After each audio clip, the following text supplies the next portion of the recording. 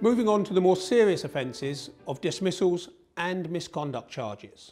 Dismissals first. As they arise, you will be given the opportunity to be able to acknowledge the dismissals. The vast majority of cases you will acknowledge, not want to submit a claim, and you will be able to manage the fixtures for which the player will use to serve those suspensions. As time moves forward and we link to full time, the system will assist you and update those suspensions automatically as fixtures change. So occasionally you will want to lodge a claim either for mistaken identity or a wrongful dismissal where you believe that the referee has made an obvious error. You can do that online. And in addition, you can upload any evidence that you wish to be used in your claim for a wrongful dismissal. Here we're going to acknowledge a dismissal. The record can be accepted in the same way as the caution records. And once into that particular case, you'll be able to see details of the player and indeed the sending off. I can, at this stage, add any matches that the player will use to serve the suspension. In addition, if I wish and I am in time within the regulations, I can lodge a claim either for mistaken identity or a wrongful dismissal claim. In this particular instance, I simply want to acknowledge the dismissal. In the same way as cautions, I have to accept that the fine and admin fee will be charged against our next invoice simply by selecting OK. Throughout the system, whether it's for cautions, sendings off or misconduct, I can access the letters that you would have received in the past in the post by selecting the View Print Letter icon.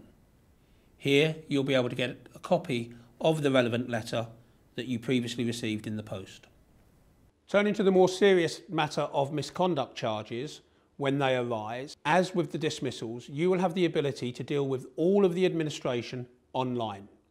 You can submit your response to the charges, whether you accept or deny the charge, whether you wish to be dealt with by correspondence only or by the attendance of a personal hearing.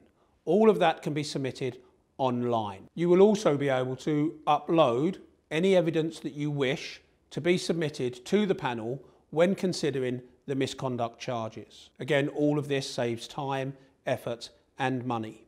You will be notified of the details of the hearing, the venue, and you will be able to confirm your attendance at those hearings, and at the end of it, the result, you will receive that online. Very occasionally, you will wish to exercise your right to appeal the decision of the County Football Association directly to the Football Association. Again, that will be able to be completed online. In this particular session, I want to look at acknowledging a misconduct charge. In the same way as cautions and sendings off, I can select a record by choosing one of the items from the outstanding cases. This will take me into that particular charge. Here, I need to select whether or not the player is pleading guilty or not guilty to the charge. In this particular instance, I'm going to select not guilty, and I then need to confirm whether or not the player requests a personal hearing or a non-personal hearing. In this particular instance, he is selecting a personal hearing.